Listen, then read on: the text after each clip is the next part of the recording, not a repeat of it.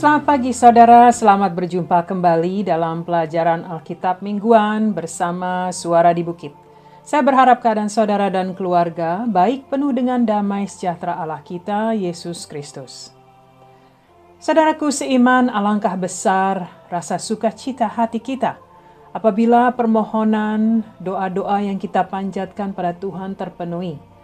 Apalagi kalau itu adalah doa-doa yang telah lama kita minta dan tunggu untuk dijawab atau dikabulkan.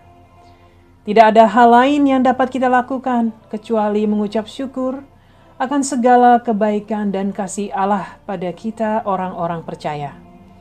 Dia mendengar doa-doa kita, namun Dia yang berdaulat untuk menjawab sesuai dengan rencananya. Kali ini saudaraku kita akan belajar dari bacaan Lukas pasal 1 ayat 5-13, yaitu tentang janji Tuhan pada Zakaria untuk memberi keturunan seorang anak laki-laki.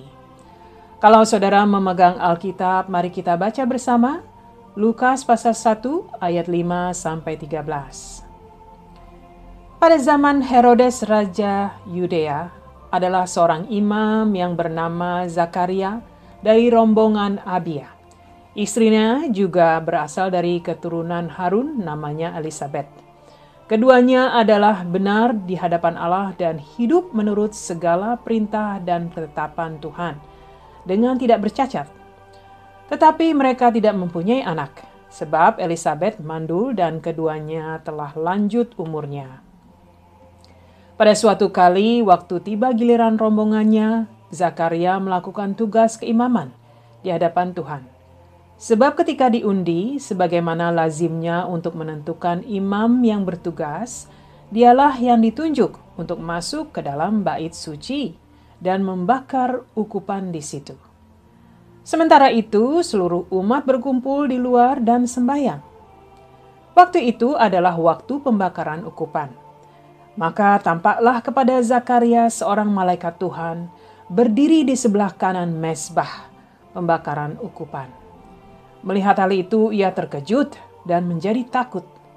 Tetapi malaikat itu berkata kepadanya, "Janganlah takut Zakaria, sebab doamu telah dikabulkan. Dan Elisabet istrimu akan melahirkan seorang anak laki-laki bagimu. Dan haruslah engkau menamai dia Yohanes." Demikianlah firman Tuhan. Saudaraku seiman, pasal ini menuliskan tentang keajaiban Allah yang terjadi pada Zakaria dan istrinya Elisabet. Tuhan menjanjikan seorang anak laki-laki yang akan dinamai Yohanes.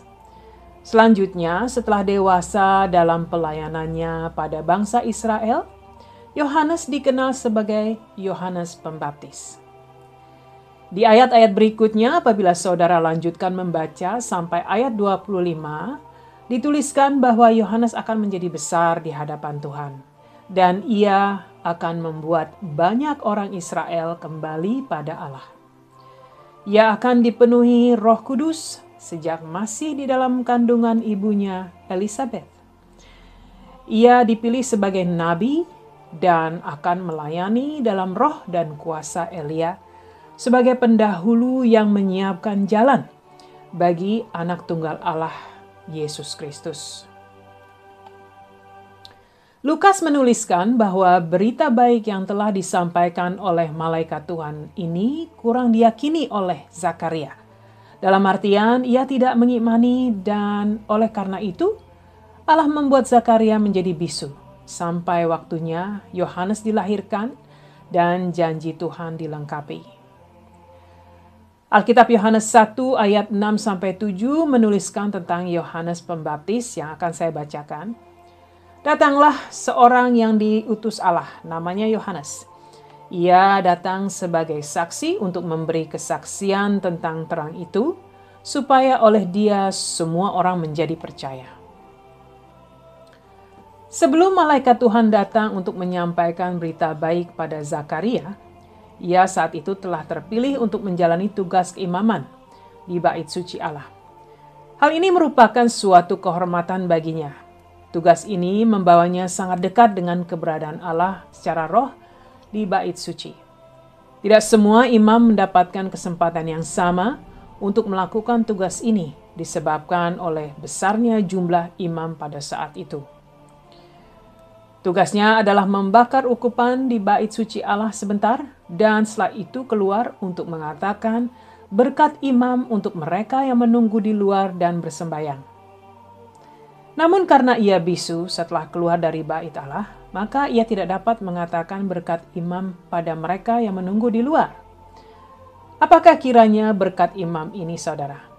Yaitu ucapan berkat yang tertulis di Alkitab bacaan Bilangan 6 ayat 24-26 yang akan saya bacakan berikut. Tuhan memberkati engkau dan melindungi engkau. Tuhan menyinari engkau dengan wajahnya dan memberi engkau kasih karunia. Tuhan menghadapkan wajahnya kepadamu dan memberi engkau damai sejahtera. Setiap imam harus mengatakan itu setelah melayani di bait suci Allah. Saudaraku, keajaiban Allah yang terjadi pada pasangan suami istri Zakaria dan Elisabet ini merupakan rencana Allah yang besar. Mereka adalah keturunan Harun, saudara laki-laki Musa dari garis keturunan suku Lewi, yaitu keluarga imam bagi bangsa Israel. Bagi Elisabet sendiri, ia menyadari bahwa Tuhan telah melakukan keajaiban baginya, menghapuskan aibnya di mata masyarakat dengan memberinya seorang anak laki-laki. Namun ia berdiam selama 5 bulan, mungkin saja menunggu agar ia dapat menunjukkan kehamilannya pada orang lain atau masyarakat, dan mungkin ia sangat bersyukur pada Tuhan.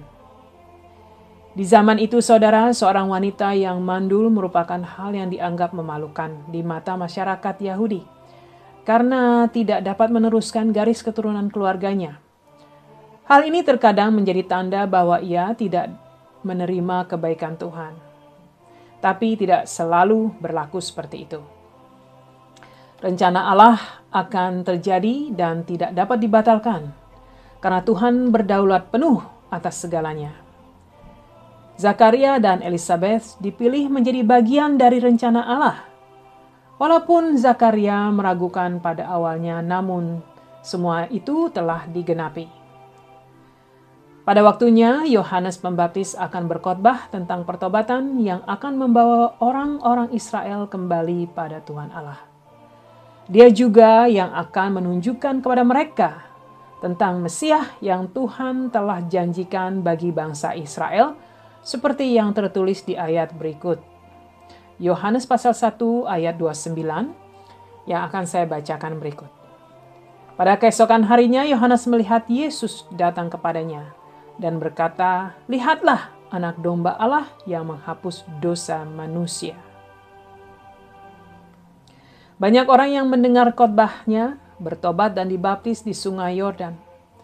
Yohanes juga akan membaptis Yesus di tempat yang sama. Dan di saat itulah Allah Bapa akan berfirman bahwa Yesus adalah anak tunggal Allah yang tertulis pada Alkitab Lukas pasal 3 ayat 22 sebagai berikut. Dan turunlah Roh Kudus dalam rupa burung merpati ke atasnya, dan terdengar suara dari langit, "Engkaulah anakku yang kukasihi, kepadamulah aku berkenan." Penampakan Allah Tritunggal, yaitu Allah Bapa, Allah Anak, dan Allah Roh Kudus secara bersamaan disaksikan oleh orang-orang Israel di sungai Yordan pada saat Yesus anak Allah dibaptis. Saudaraku, dari bacaan pagi ini, apa kiranya yang dapat kita pelajari? Tuhan memilih orang-orang yang akan dipakainya, saudara, untuk menjadi bagian dari rencananya. Dalam hal ini, dia telah memilih Zakaria dan Elisabet, orang biasa yang tidak dikenal, tidak memiliki kedudukan yang tinggi di mata masyarakat. Dalam segi umur, mereka telah lanjut usia. Mereka adalah orang-orang percaya yang taat pada hukum Allah.